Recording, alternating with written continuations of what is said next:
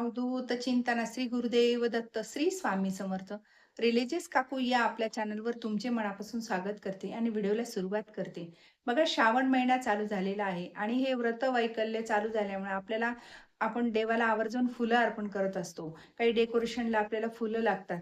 तर ह्या सणावाराच्या निमित्ताने आपल्याला फुलं हे आवर्जून घरात आपल्याला लागत असतात. तर हे आपण फुलं कशी तोडावीत, याची आपण म्हणजे कुठली काळजी घेतली पाहिजे, की आपल्या हातून काही चूक झाली नाही पाहिजे आणि कुठल्या चुका होऊ नयेत, हे आज आपण व्हिडिओमध्ये बघणार आहोत. तर व्हिडिओ शेवटपर्यंत नक्की बघा.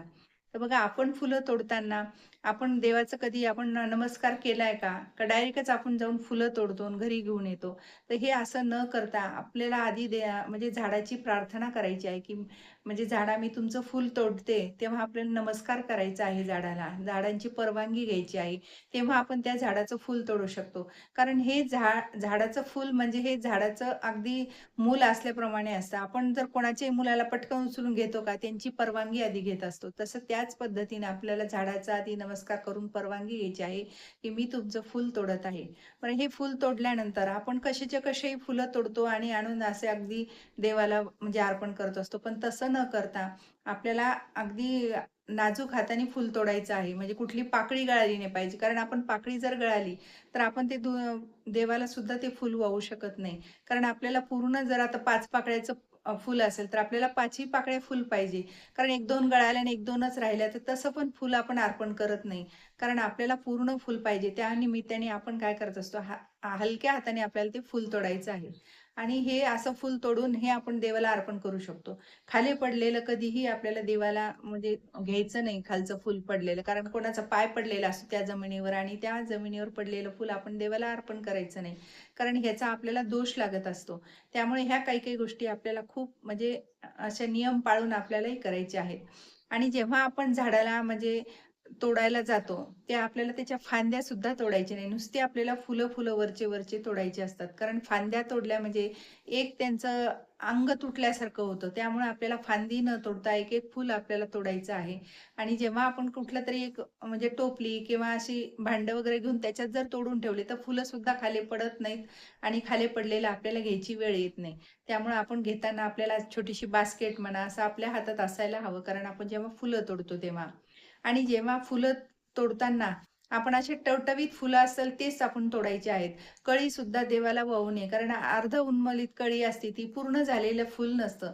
त्याच्यामुळं ते फुल आपल्याला देवाला अर्पण करायचं नाही. आपल्याला जेव्हा पूर्ण उन्मलल फुल, ते फुल आपल्याला देवाला चालतं. तर कारण हे छोट्या-छोट्या कळ्या वाहून काहीच नाही. ते अगदी लहान असतात त्या कळ्या, मग त्या उमलतही नाहीत आणि त्याचंही म्हणजे ते कळी तोडली म्हणजे आपल्याला त्याचं पाप लागतं. त्यामुळे आपल्याला कळी पण तोडायची नाही. फक्त अगदी अगदी उन्मळलेलं फूल, टवटवीत फूल, ज्याला कीड न लागलेलं फूल, हे असं आपल्याला फुलं अर्पण करायचं आहे देवाला. आणि देवांना फुलं अर्पण करताना मनोभावे आपले अगदी मनात श्रद्धा ठेवून, आपल्याला विश्वास ठेवून ते फुल अर्पण करायचं आहे. कारण जितकं तुम्ही मनोभावे फुलं अर्पण करतात देवाला, तितकी आपली इच्छाही लवकर पूर्ण होते. आपल्याला त्याचं योग्य फळ मिळत असतं. म्हणून फुलं कधीही टवटवीत, चांगले, तजेलदार, कलरफुल म्हणजे अगदी सुगंधित फुल देवांना प्रिय असतात. म्हणून तुम्ही सुगंधित फुलं अर्पण करायची आहे. तर बघा, भगवान शिवाला ही पांढरे फुलं अर्पण करायचे आहेत. कारण भगवान शिवांना ही पांढरे कलरची फुलं प्रिय आहेत. आणि सरस्वती मातेला सुद्धा पांढरे, तर सरस्वती मातेला सुद्धा पांढरा तुम्ही तर मोगरा, जाई, जुई हे असे पांढरे फुलं अर्पण करू शकता. आणि जितके तुम्ही सुगंधित फुलं अर्पण करताल, तितकं देव आपल्यावर लवकर प्रसन्न होतात. आणि भगवान आपल्या शिवांना तुम्ही पिवळे फुलं अर्पण करू शकता.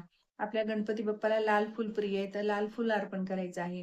माता लक्ष्मीला आपल्याला लाल फूल, तर लाल फुलच अर्पण करायचं आहे. तर फक्त लाल म्हणजे तुम्ही कुठल्याही कलरची वापरू शकता. म्हणजे कोणची फुलं वापरू शकता. लाल कलर फक्त अर्पण करायचा आहे. गणपती बाप्पाला आपल्याला जास्वंदाचं आवडतं, तर जास्वंदाचं फुलं अर्पण करायचं आहे.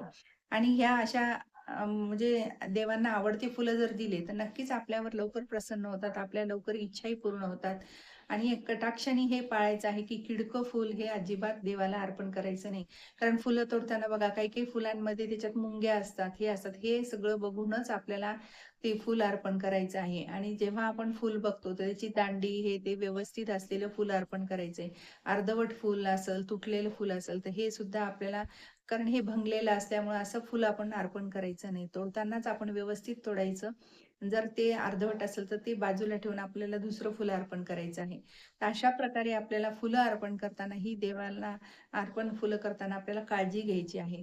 कारण जेव्हा तुम्ही व्यवस्थित नेटकेपणाने, भक्तिभावाने जर काही गोष्टी अर्पण केल्या देवाला, तर ते देवाला प्रिय होतात आणि ते देवसुद्धा आपल्यावर लवकर प्रसन्न होतात. तर अशा ह्या छोट्या अगदी साध्या सोप्या गोष्टी आपल्याला सगळ्यांना समजून घ्यायच्या आहेत आणि अशीच फुलं छोट्या ह्याच्याने आपल्या पद्धतीने आपल्याला तोडायची आहेत. लहान मुलं कशी ओरबडून घेतात, तर आपल्याला तशी सुद्धा फुलं ओरबडून घ्यायची नाहीयेत. एक-एक, एक-एक करून तोडायचे आहेत. कारण त्या फुलाच्या झाडाला सुद्धा आपल्याकडनं इजा नाही झाली पाहिजे. म्हणून अशा आपल्या नाजूक हाताने आपल्याला हळू तोडायचे आहेत. तर हे अशा छोट्या-छोट्या गोष्टी आपल्याला काळजी घेऊन आपल्याला फुलं तोडायची आहेत आणि हे फुलं आपल्याला देवाला अर्पण करायचे आहे. म्हणजे देव सहज आपल्याकडून ते स्वीकार करतील. कारण चांगले फुलं, चांगले सुगंधित असे कलरफुल आपण देवांना अर्पण केले, तर देव लवकर स्वीकार करतात. तर ह्या अशा गोष्टी आपण सगळ्या काळजीनं केल्या तर खूप म्हणजे आपलंही चांगलं आणि आपल्यावर देवांचं पण प्रसन्न आशीर्वाद मिळून जाईल आपल्याला. श्री स्वामी समर्थ. जय जय स्वामी समर्थ. माझा जर व्हिडिओ तुम्हाला आवडल्यास लाईक, शेअर आणि सबस्क्राईब करायला विसरू नका.